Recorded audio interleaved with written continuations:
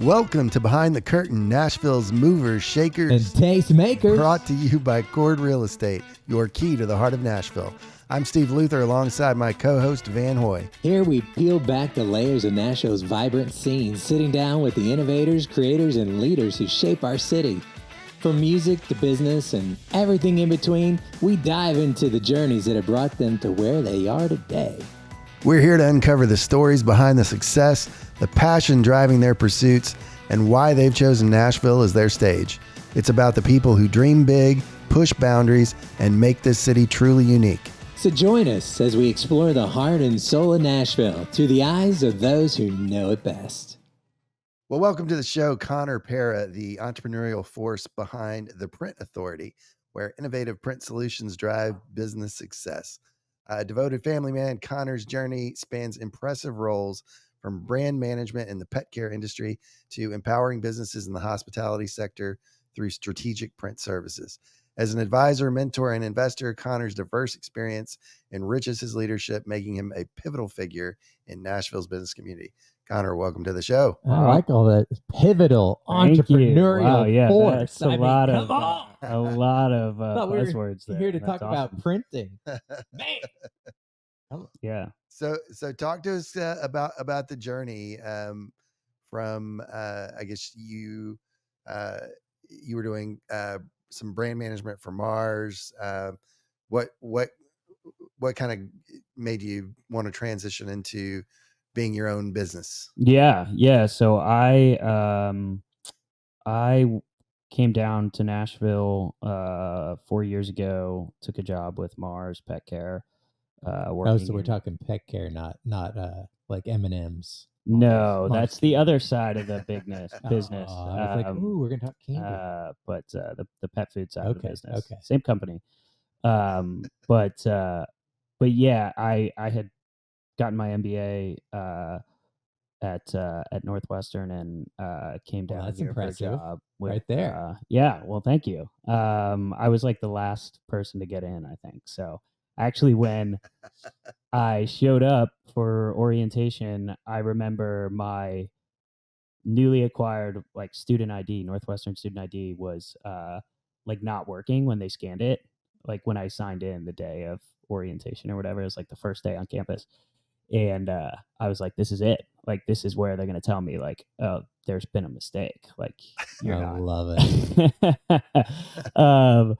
But anyway, it led me to the opportunity with Mars. And but while I was in business school, I had gotten exposed to the idea of acquisition entrepreneurship and buying small businesses and running them, and sort of the opportunity that was available to aspiring entrepreneurs such as myself. So I kind of had the bug from business school, but then coming down to Nashville, really loved working for Mars, loved what I was doing there, but just sort of the desire to run my own business, be my own boss, although that's a little bit of a loaded term, loaded phrase, but it never really left. And I actually had started a side hustle that I still run, a vending business on the side that had sort of turned me on to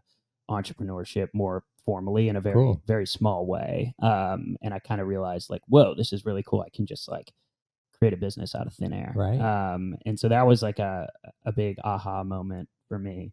And I realized that I really liked it. So I kind of then, was there working at Mars and kind of looking at the path ahead of me over the next 15, 20 years, which was like admittedly an awesome, path to be on. I just kind of felt like it wasn't what I wanted to do. Sure. And I knew this path of running my own thing was out there and available, and I didn't have to be a tech entrepreneur that was going to, come up with the next big idea in order to run my own business and be a full-time entrepreneur. So I around that time as well, my wife got pregnant, and so we were super excited about that. But then I'm also like about to become a father, and it changes things. And I was like, okay, like I've been wanting to do this thing for a little while, and been thinking about it anyway. Like the clock's ticking. Like not really. Of course, I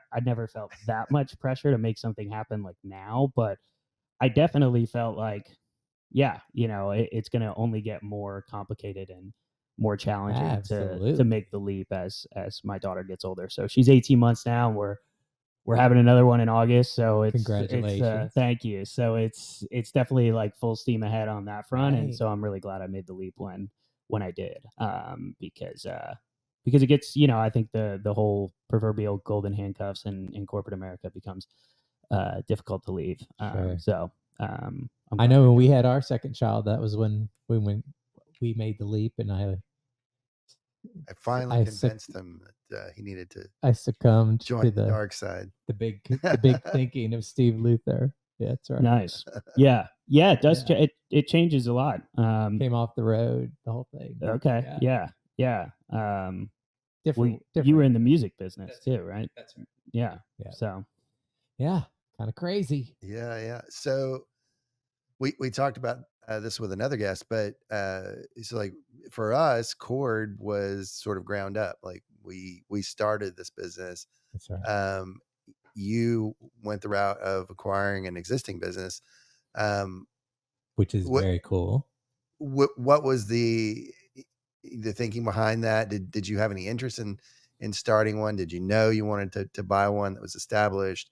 What was your mentality going into that? yeah, I definitely wanted to buy an existing business for sort of, I guess, like in the acquisition entrepreneurship community, all the reasons we would cite as to why it's Did you care better what kind of often business to it was buy going to than build. be? Not I mean, particularly, you're but Mr. MBA. you Didn't skip a really lot of matter. steps, right? Like, I mean, I'm sure you guys can attest to Yeah. the early days of Chord, to like just finding product market fit Right. is like one of the most fundamental challenges any business faces in any industry. And so by buying something that has an existing customer base, existing employees, and existing Right. processes, Yeah, just creating the name and the brand was a big enough project. totally. Yeah. And brands take, I mean, brands take decades to build. Right. So it's not just a logo and then there's Thankfully, your brand.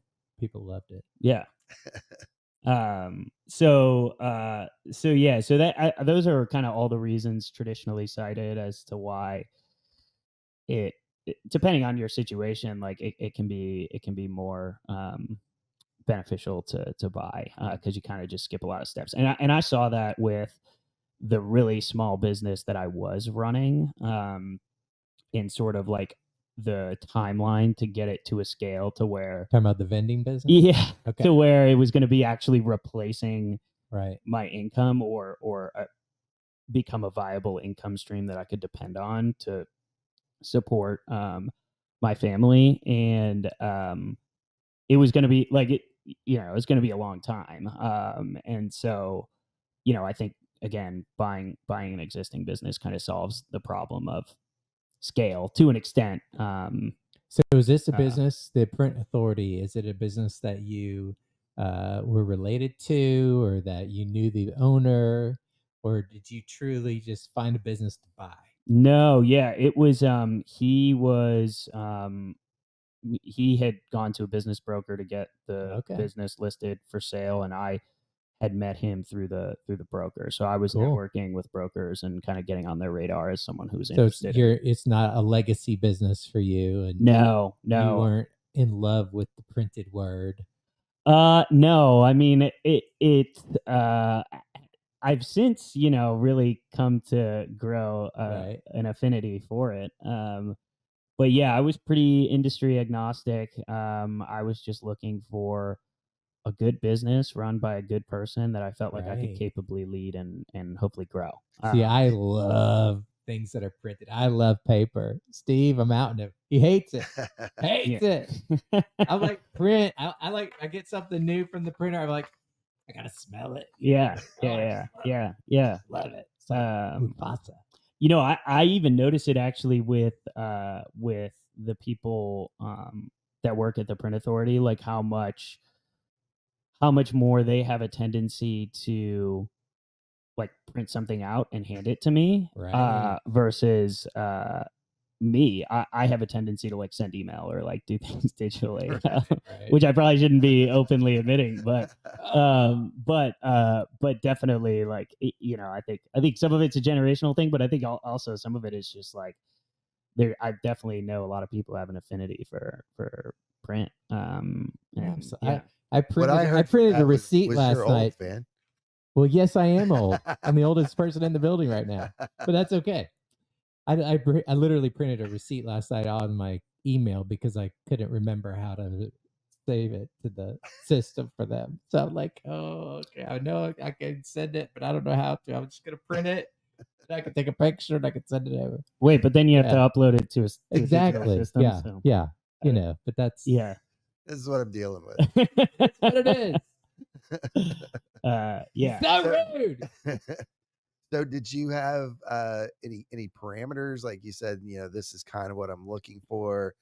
Did you look at like franchises or things like that? Or was it just like, I'm open to whatever? Yeah, I mean, my biggest parameter was Middle Tennessee, located in Middle Tennessee, and so that kind of naturally constrained my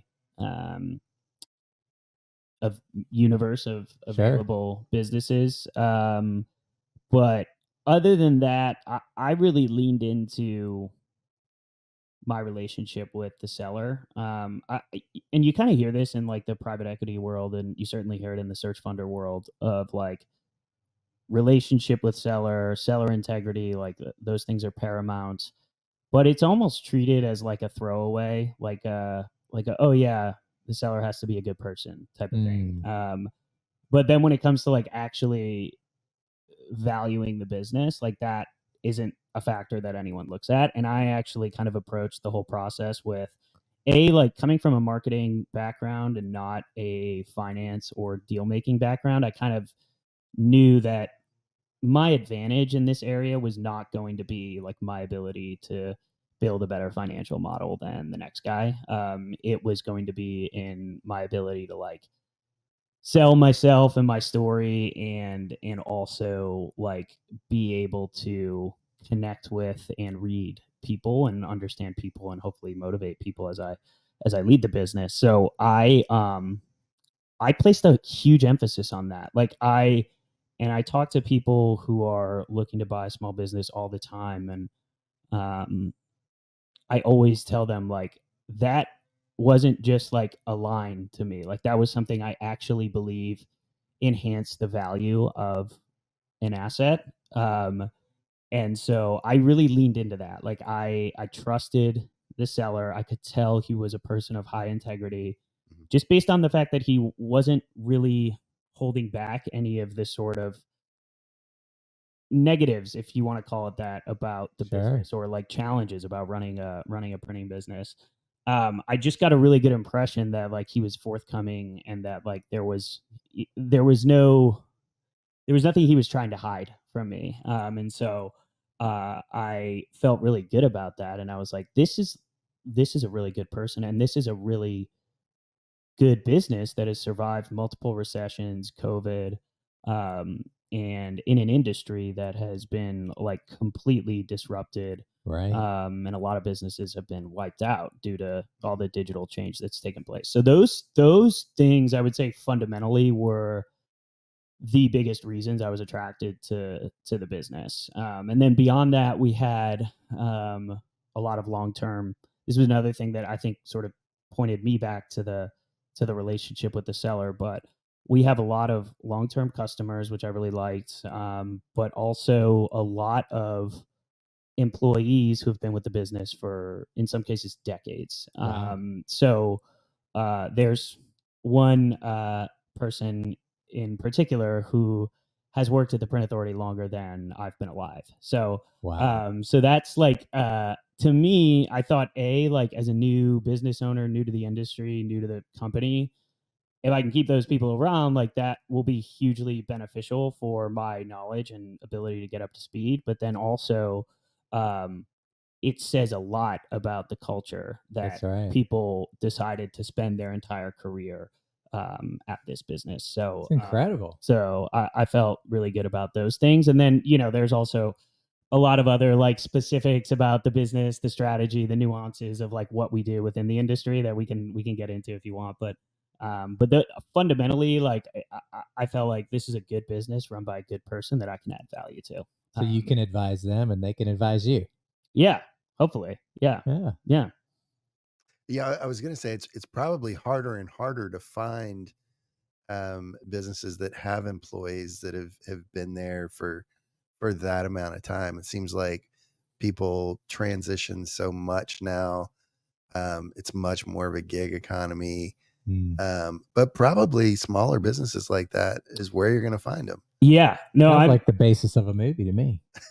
I found that to be the case. Like, and obviously now I know a lot more small business owners, and yeah, I think in general, like small businesses. I mean, you guys were just kind of talking about it about Chord Real Estate here. Like, I think when it's a smaller organization, like for better and for worse, like you really get to know people like family. Yeah. And so, oh boy, do ya? There's yeah. There's more of that almost like familial That's type right. relationship than working for a big company where you're one of thousands, and Sure. it becomes a lot easier to jump to the next opportunity that's a 20% pay raise or something like that. So yeah, so I think I have definitely found that more in the small business world.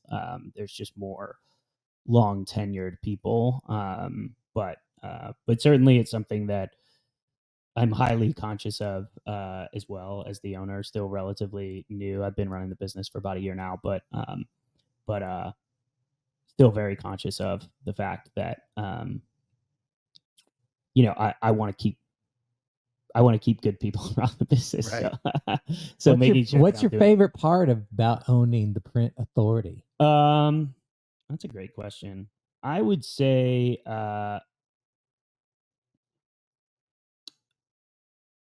probably the fact that it feels like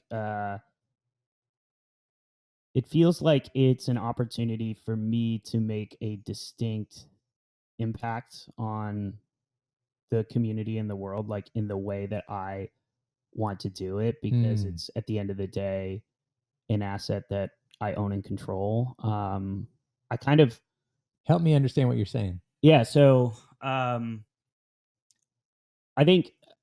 guess autonomy, like the autonomy I feel like I have to drive the direction of the business, and therefore like the kind of impact that there's a lot of impact that I want to make on the world. Others. And the bigger I grow and scale the business, obviously there's the economic incentive that's beneficial to me and my family, but also there's this sort of like intangible like impact incentive that I really want to not just for your family, but for the employees that are long term. Yeah. So and we've been going through a lot of like sort of strategic thinking and mission and vision exercises. Right. So our mission is to provide print solutions that help people and businesses succeed. And I really relate to that mission and feel very passionate about it. Not just because like I want to provide business cards that like look really cool when somebody presents in front of a client. Like, though I do think there's something cool about having that like minor but tangible impact on the way somebody shows up. Maybe he can be my solution to my business card situation. There you go. Yeah. I got a business card situation. I'll tell you about it off. Okay. But then also like the whole part about like helping people and businesses succeed. I kind of also view that as like, okay, so what's the impact that I'm making on the customer ecosystem, the vendor ecosystem, the employee ecosystem? Like, because of this business that I own and operate, like it puts me in situations where I have the capacity to impact people and a pretty like broad sort of range of people, and it puts me in these situations that I wouldn't otherwise be in, or rooms that I wouldn't otherwise be in, right? And gets me into conversations that I might not otherwise be a part of. And so like with this, it's sort of the vehicle. Yeah, exactly, right? It's sort of like the vehicle through which I can make an impact on the world, and hopefully that's a positive impact on people. So hopefully I make people's lives better. We haven't heard from you, Steve, in a while here. We've been over here just chatting away. Well, yeah, I'm just letting it go. We haven't let you get a word in edgewise yet, Letting have we? it roll. Talk to us a little bit about your personal stories. You brought this up off camera. I wouldn't go there otherwise, but yeah, no, totally. So I a big part of what's motivating me and what's sort of like driving the impact here too is, or the desire for impact too, is I during college, after college, early 20s, early mid 20s, really, I struggled with alcohol and substance abuse and mental health issues, and have been in recovery for over 7 years now. And that's just been, I would say, like the single biggest catalyst for the person in front of you today that you're like even interested in talking to on this podcast, right? Like I was totally like unfocused, totally like uninterested in really like all the important stuff that I've come to realize is meaningful and impactful about my life. Like those things were not important to me in my early 20s, even like I said, into my mid 20s. And I was just focused on all the wrong things and searching for happiness and meaning in all the wrong places. And so, I caused a lot of damage in my life that that sort of made me have to reconcile with, like, all right, sort of that like fork in the road moment of like, I'm not becoming the person that, like, this is not going according to plan. Like I'm not becoming the person that I know I have the potential to be. Was there a catalyst that there was a handful of things, but I would say more than anything, I just like had this nagging. So after college, I was actually had some success in my early career working in financial services, mainly in operations roles, for a financial services company outside of Philadelphia. And I was actually promoted to managing a team at, I think I was 23, 24, like a couple of years into my career. And so I had like, a decent amount of responsibility at work and kind of was seen as a leader. And, but, there was this whole other side of me that like nobody really knew about at work. And so this like is almost like a double life kind of dynamic. And that sort of like tension really like gnawed at me about like this, just like created a deep sense of unhappiness and lack of purpose and meaning. I just had no alignment between like the person the world saw and the person who like I felt like I was. And transparently, like the person I was outside of like work and professional and like familial activities, where I kind of had to put on this mask of like what I wanted you to think of me as opposed to how I really felt and how I was really behaving. So I really struggled with that. But there was just a variety of pieces of evidence that I could point to that were just like, it's just like not how I was raised. It was like not, again, like I said, I can't really point to any one specific sort of fork in the road moment other than the day after I had my last drink. I was driving back from Ohio to Pennsylvania to the Philly area where I was living, and just had this like really long 7-hour car ride to sit there and kind of like, it was a particularly rough weekend. And I just like kind of had this like this sense that like I'm out of options. Like I've got no more, good ideas left in the tank. Like How old were you? It's over. 25. Man, to have that moment at 25, that's impressive. Yeah. Well, I I accelerated it through a lot of very risky behavior, but yeah, I'm extremely grateful for it today. Yeah. I mean, I think having that moment of clarity. Yeah, exactly. And it just kind of, so I came home that day and told my mom, like, I need to make a change. Like I need help. Wow.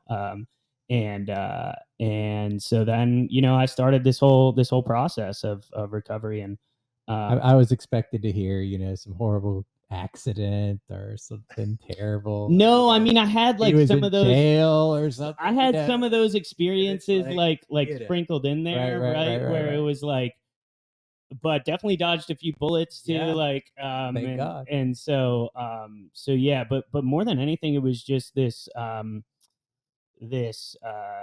a deep sense of unhappiness. And I just like it's hard to boil it down to anything other than like I was not happy and fulfilled and living a life that I wanted. Sure. And so for me, it I very quickly, like after I got sober and started doing the work of recovery, like my life got a million times better like right away. Like I started doing a lot better at work, like started rediscovering like all these things that I was interested in that I had lost interest in, hobbies, activities, had so much more like time back. And so I just started like doing more stuff and getting more plugged in and involved in a lot of different areas. And one of those was sort of just like discovering what I wanted to do professionally and kind of like how I wanted the rest of my career to sort of unfold. Love it. And so I was like, I think I'm gonna study for the GMAT and go to business school. And like, when I was drinking, like that was the kind of thing I would probably like talk about all the time, but then like check in 6 months later and I've made like no progress. But I think like the biggest difference that of like me in recovery versus me pre-recovery is like I actually like go do those things. Like I go try them. And like, yeah. And so I like have been pretty consistently able to blow myself away with the results. Cool. And so yeah, so that sort of led me down this whole path of like I said, going to business school and then kind of like to all this professional transformation. And then now as I think about, what do I want what do I want my impact to be in the world through my business? Like I said, I kind of this business affords me the opportunity to get in front of a lot of different people and to sort of my vehicle for impact in the world. And do you have plans to buy other businesses? Or yeah, I mean, teach people to do so. Opportunistically, opportunistically open to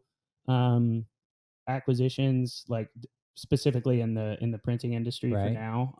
But not like actively looking to buy more businesses right now. Definitely focused on trying to run this one. But yeah, as I think about like, what I want my impact to be, it's of course like there's this, financial motivation for me and my family. But beyond that, like one of the things I've also learned is that like whether it's like money, fame, success, in my case, drugs and alcohol, like those things like don't work. Like even though like we think they're going to work, they don't work. And so I kind of like have to, as much as I sometimes find myself like in these rabbit holes of, pursuing success and financial success and business growth. And those things are all super important. But at the same time, I have to like constantly redirect myself to like, okay, but beyond that, like assume that's taken care of.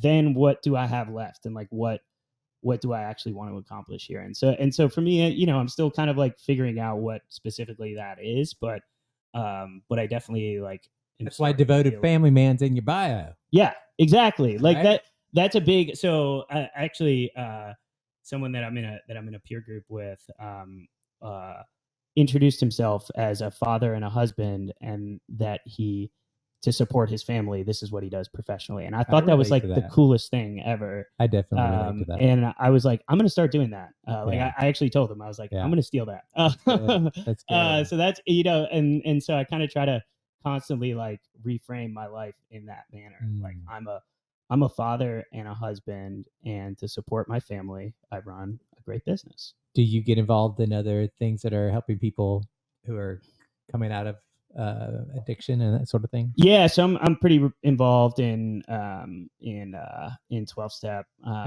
In the like with Chord, we have a different community outreach element to what we do, and and that we don't necessarily publicize, but that were very active in the Yeah, community. yeah, and behind that's the definitely like scenes. a way that I want to make an impact as well. And I've anytime somebody like opens up to me, or if I feel like Right. there's an opening to Sure. like talk about it, You're like, open to going there. I'm like Yeah. right there. Is there a faith element to this, or is There it is is it more for me personally, there is definitely like my faith journey's been like a sort of long and windy road from that really has gone from growing up in the Catholic Church to now like fully back to being a practicing Catholic in the Catholic Oh, Church. yeah, But yeah, I've yeah, taken yeah. a Yeah, I've yeah, taken a yeah. windy road to get back to where I started. Right.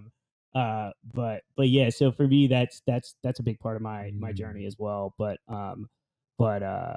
yeah, so anyway, I don't even know where I was going with that, but We're on that windy road. yeah, Look yeah. out. But You never that's know.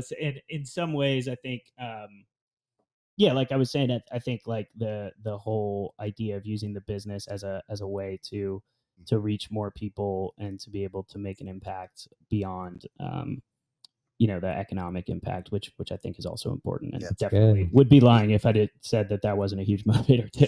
Sure. We often talk about that very thing. Like, my joy comes from seeing uh, an impact that I've had on someone, and being in this position. It's not just our clients that we can impact. It's our staff. It's the vendors we work with. It's everybody and the community. As a whole. It's a big part of what drew me to be a business owner, Right. and I think that's probably Because you a came out of big consistent. corporate America. Yeah, I came out of corporate America as well. Yeah, I was an IT guy for like 10 Oh, years. okay, before I got into real nice. estate, Yeah, but yeah, I just felt like with what I was doing, it was like it just seems so superficial. It's like I don't really feel like I'm making an impact on anyone, and I just needed to I figure like to out a way think of I can doing be that. superficial and make an impact. I mean, let's just be honest, yeah. But I feel Same. like that's probably a consistent feeling for a lot of business owners is kind of what draws them into it. And you mentor and talk to other business owners. Do you find that to be the case? Or? Yeah, I mean, 100%. I would say like one of the things that like fires me up more than anything on a day to day basis Tell us. is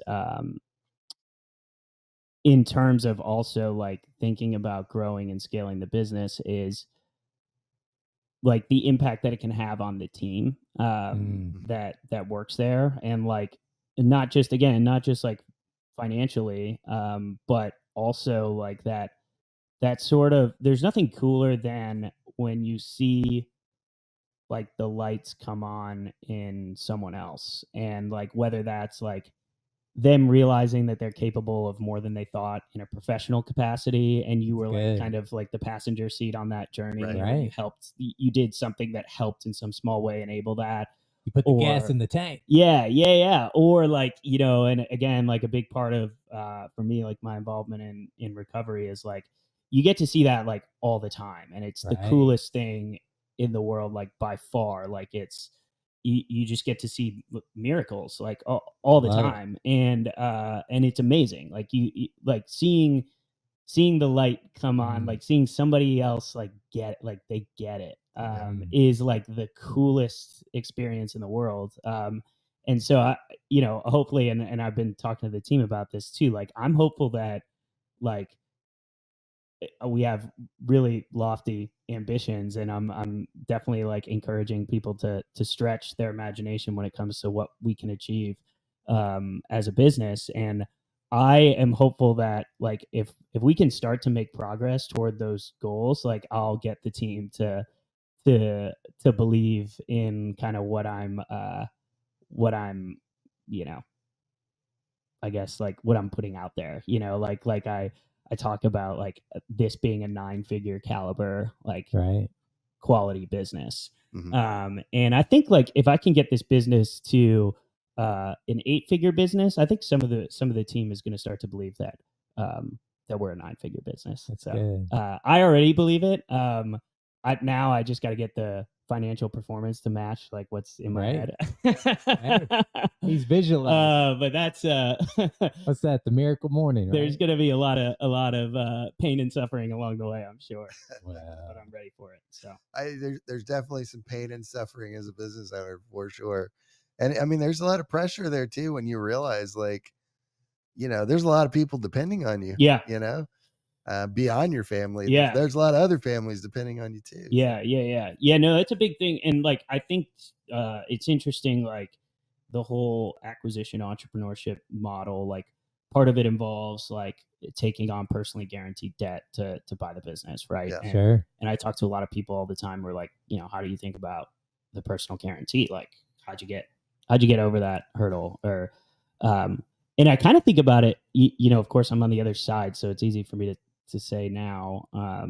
But I kind of think about it weirdly in the sense of, if you're willing to like sign up for the responsibility of being being responsible for making payroll on a regular basis, and owning and controlling something that is people depend on for their livelihood, like I kind of feel like you should be willing to put a little bit of your own personal skin in the game. Right. Like, again, this is just me, like a risk tolerant entrepreneur's mindset, but yeah. So again, I'm on the other side of it, and knock on wood, hopefully, I don't have to explore the downside of that one, but I'm on the other side of at least taking on the personal guarantee. TBD on if the bank comes calling, but that I definitely like I almost noticed this disconnect in people that I talk to, are like, I don't know if I want to take on a personal guarantee, and it's like,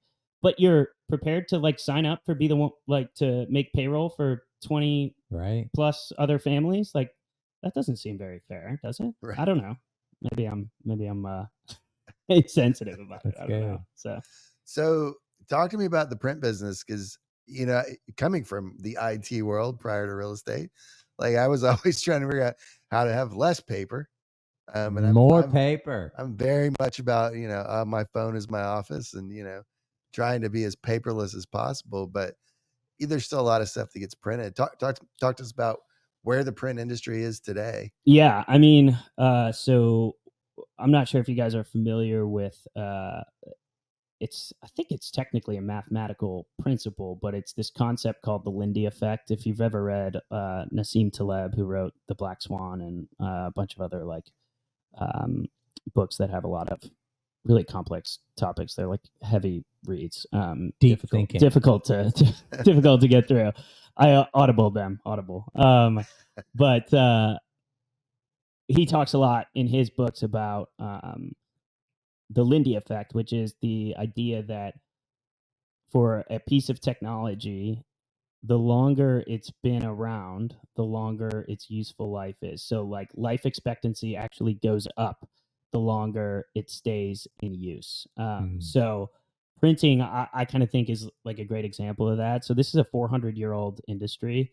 And so, yeah, so it may not be, may not have the growth trajectory of like a software enabled services business, but I think in order for there to be no printing that takes place, like I think we're a really, really long way from that reality if ever taking place. Like I would bet on this industry, at least from purely like a longevity standpoint, over a lot of other like even tech based businesses. So, but that said, I mean, I definitely think that obviously things have continued to digitize. One of the things I really like about what we do specifically, and what I'm a huge believer in, is we do a lot of what's called web to print, or outsourced print and on-demand printing and fulfillment services.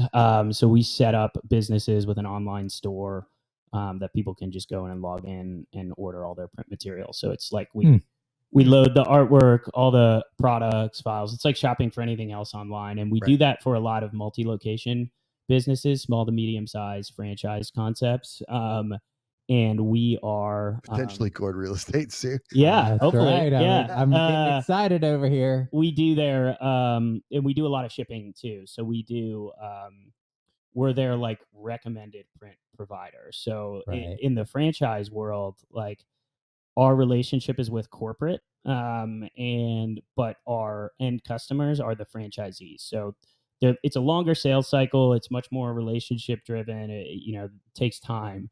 But once you get hooked into like a system, the switching costs become high, and the revenue is much more reoccurring in nature. And we do a lot of stuff that's just like blocking and tackling like print needs, like business cards, marketing materials, books, brochures, booklets.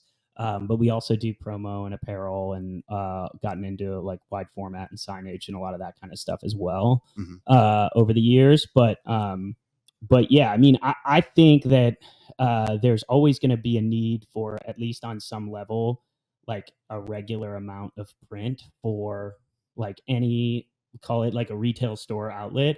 And the great thing about like being the print vendor for a multi-location system is that these are like relatively small orders on a one-off basis, like $30 here, $50 there, like a couple $100 here. But when you compound that out over like 100 plus stores, you're all of a sudden talking about like a meaningful amount of revenue. Right. And as those franchise systems grow and scale themselves, we essentially benefit from effort-free growth.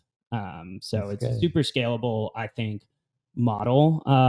And the only downside is it's just takes longer to kind of, get in the door. And, those relationships, as much as it's beneficial to be the person who's the provider, like it's that much more difficult to, become the provider, if that makes sense. Right. So, percentage wise, like how much of your business is like promotional type items versus like advertising materials versus like document creation? yeah, so we do, in terms of like pure promo, like jobs that we outsource. So that's anything that's like typically like large format banners and signage. We outsource those jobs, as well as promo and apparel. I mean, like everyone outsources promo, but that's about 30% of our business, and about 70% of it is traditional print, ink on paper. We do a lot of digital printing. So essentially a lot of the work goes through our digital devices, which are essentially just really large versions of the technology that you have on your printer at home. But we can run all different types of paper and Are you competitive in your pricing? We're competitive, but I don't have an interest in being in competing in the marketplace on price, because it's a race to the bottom. And if people are always going to be able to find a better price. But yes, I mean, it's interesting too, like it being someone who's like, got like debt to pay down on this business, and like a need for revenue and to bring business in the door. It's tough because like, you can sometimes like you can bid down a job and, eat into your margin a bit, but it's like, then, you're kind of playing this like race to the bottom game. So, I mean, I'm sure you guys like run into that in your business too, right? Like super competitive, it's you always want to differentiate yourself on something other than price, because if people are just going to you for your price, then like there's always going to be somebody who can come beat you, always. Unless you're Walmart. So, but then it's Costco, right? Like exactly. So yeah. So you said your long-term goals, take this to a 9-figure business. What's your strategic plan to get there? Like, where do you think the print industry is going? Where are you focused? Yeah, I mean, I think I think web to print is a big enabler of that. We haven't even like started to scratch the surface on some of the opportunity that's out there for that. So I think that's a big enabler. That sort of like, to me, leverages what we're currently doing. What is web to print? That's like the outsourced print services, like B2B portals. Gotcha. That Like is much more of a national play too. But yeah, I mean, for our agents, they'd go to a portal and they'd order business cards and which is what we've been trying to do with Yeah. another Yeah, yeah. company Okay. unsuccessfully. Okay. Yeah. I won't say who it is. That's also a really competitive space too. So like I don't want to pretend like, oh, we're the only ones. Like there's tons of providers doing that and tons of different ways to go about it. But I do think the runway, like I think that the play there is like there's always going to be a need for print in some form or fashion. So it's like how do you penetrate more more industries, more locations, more systems with that service offering. And so I think that's like organic, like long term. That's where I see the future of our company going. But I also see like sort of these like adjacent pivots as a viable path as well. So currently we outsource all our label work, so like stickers or like labeling stuff. And I think that is definitely a part of the industry that is growing and really sort of always going to be there, right? Like packaging and labeling is, I don't see a way around that in any sort of near term or even like long term future until we're plugged into the matrix. Yeah, exactly. We're gonna need until we can like products. eat digital food. Like Right, I think right. we're gonna have like packaging and labeling. Well, for water a tastes while. better when your logo's on it. Exactly. Oh, that's right. And coffee too. So I think organically, I think that, and then there's like kind of, so there's like more like growth, I would say like evergreen, if you will, like areas of printing that would be more natural pivots for someone like us versus somebody in a totally different industry, though labels is a little bit different than kind of what we do. Different technology, different equipment and stuff. But so there's that. I also think there's a huge opportunity for us to just leverage our brand and like network and ability to generate business locally. Historically, that's not something that we've gone after a ton. I mean, I think so the 08-09 recession was what prompted the previous owner of the business to pivot to the web to print model and really focus on like the internet, because a lot of the print work in a lot of markets and a lot of B2B print work had just sort of dried up. And it's like, okay, we got to look like outside of just our immediate neighborhood. At that time, it was very much like a local business doing local work for local businesses. And we still do a lot of that. I would say that's still like half of our business today. But I think that once the business really pivoted to web to print, that became the focus. And I think there's an opportunity, again, particularly in the immediate and near term, to redouble our efforts there and really focus there. So I've hired a new sales rep. I mean, I've taken on a lot of business development stuff, but also I've hired a sales rep who's up and running now and kind of, just doing old school, like outbound local B2B sales, right? So I think there's tons of opportunity for us to do that. And then the third avenue that I see is M&A. And I think like that's where, my background and my network and like me as a business owner can hopefully bring sort of like gas on the fire. And M&A? Mergers and acquisitions. So, okay. Well, I just had to ask, for those of us who don't know all the letters. Yeah. Sorry. Yeah, if I'm using any jargony terms. That's what I'm here for. Yeah. Playing in the shallow end of the pool.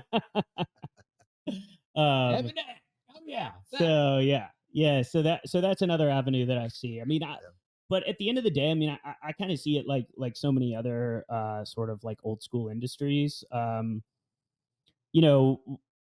Do I think it's going to be like a double-digit growth industry for the next several decades? Like, no, definitely not. But I think it's going to be around. And I think the other thing about being a relatively small business is that the game that I'm playing is much more micro than it is captive to sort of like the macro trends in the print industry, right? Like, I'm small enough that I have runway to like at least like 10x, maybe not 10x, but at least like 10x the business before I'm running into the question of like, there's not enough industry tailwinds here.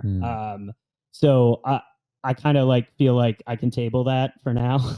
Because I feel like I have so much runway before I have to like address that problem. And I don't know, but so someone that thinks they might want to jump into something like this, buy a business, be a business owner, what's the the number one advice you would give for them? Ooh. Well, certainly the number one advice that I give people who are looking to buy small businesses is to think less and do more. Tell us more about that. I'm somebody who suffers from this too, but I think a lot of times, a lot of the people I talk to are looking at acquiring a small business or coming out of business school or like in business school or kind of in those circles, if you will. So Right.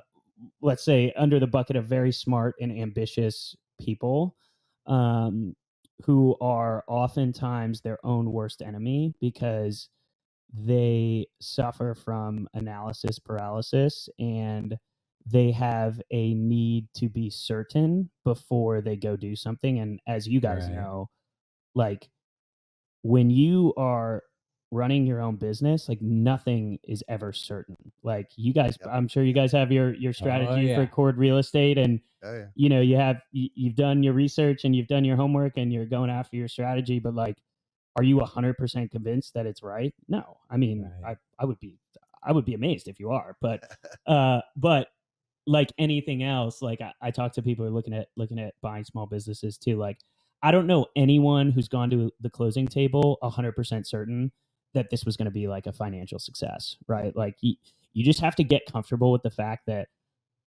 you're not going to know for sure. Right. Like there's no such thing as a sure thing. That's part of owning a business. Yeah. So I think for a lot of people, like that's sort of a mental block that they really struggle with.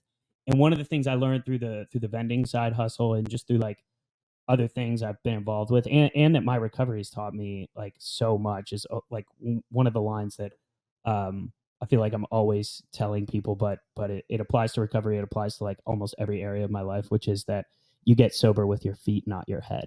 And it's like, just go do, like, Yep. stop overthinking, like stop getting in your own way, like just get off your butt and go make it happen. And so there's your quote for the day. Yeah. Well, and failure's not the end, you know. The worst case, if there's a failure, it's a stepping stone Right. to the next thing, you know. Yeah, and I think you kind of just have to have that mindset about failure that like, okay, if it doesn't work out, like I'll at least have learned a ton from that Right. experience. Like that's kind of how you have to go shame into in it. it. Yeah. I mean, you know, we're only here for a short amount of time, right? That's true. That's true. Well, if someone wants to get a hold of Print Authority or you, what's the best way? Yeah, so you can find me on Twitter at Connor Pera or X. So you can reach me that way or go follow me there. I talk a lot about small business acquisition, recovery, trying to figure out like how to be a better dad and better parent and better husband. So and if they need business cards, come on that journey with me. And then, yeah, you can go to our website, theprintauthority.com, or email me, Connor, CONNOR, at theprintauthority.com. Very cool. good. Well, Connor, it's been I'm combining words here. Wow. It's been a pleasure and a privilege to have you on the show, and we'll see you guys next time. Thanks for having me. Thank you. Appreciate it. Well, that's a wrap on today's episode of Behind the Curtain, Nashville's movers, shakers, and taste makers. We hope you've been inspired by the stories of passion, perseverance, and innovation right here in Nashville. A big thank you to our guests for sharing their journeys and to you, our listeners, for joining us. And of course, our gratitude to Chord Real Estate for making this conversation possible. Don't forget to follow or subscribe to our podcast on your favorite platform. Thank us. Yes, you did. Oh, I guess I did. Well, thank us. Okay. Like I was saying. Oh, yeah. Don't forget to follow or subscribe on your favorite platform to catch every episode and hit that notification bell. We've got plenty more fascinating guests lined up, ready to share their insights and inspirations. And we love hearing from you. So reach out to us with your thoughts, questions, or suggestions for who you'd like to hear from next. Until next time, keep chasing your dreams and making your mark in Nashville. Oh, my goodness. Remember, am I talking to Casey it's Kasem? the people behind the scenes that make the city shine. I love it. Take care. See you behind the curtain.